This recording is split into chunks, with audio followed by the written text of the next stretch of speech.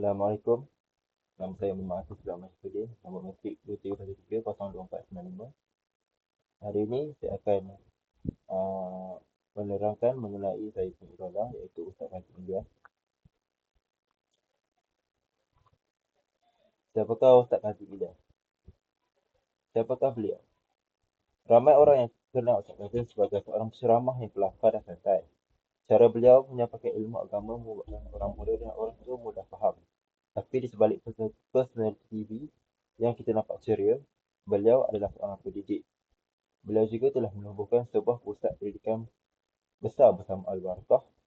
Ya, inilah beberapa fokus utama hidup beliau. Beliau merupakan pendakwah bebas terkenal dari Perak, dikenali dengan gaya dakwah yang santai, kelakar dan mudah dipahami.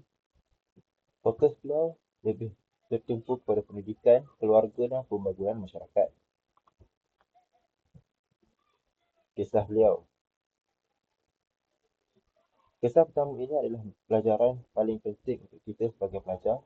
Kita hidup di zaman ini segera. Semua nak cepat, popular, cepat berjaya. Ustaz Kasim mula mengajar dan berceramah sejak awal 90-an. Beliau bukan popular serta-merta. Beliau juga mula terkenal selepas 14 tahun mengajar. Pengajaran yang kita dapat melalui kisah ini, kerjaan sebenar mengambil masa.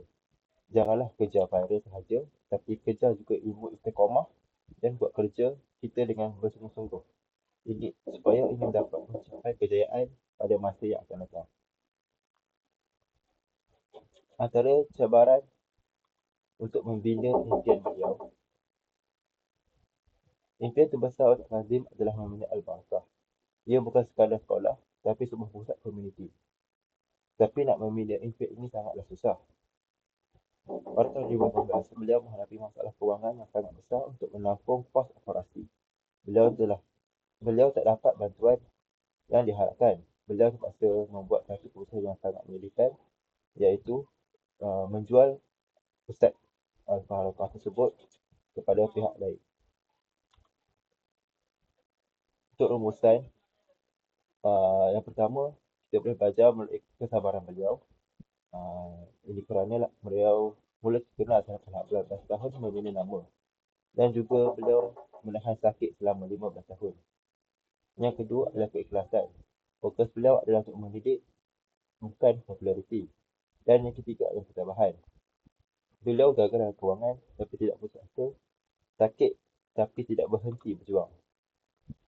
Itu saja dari saya. Terima kasih.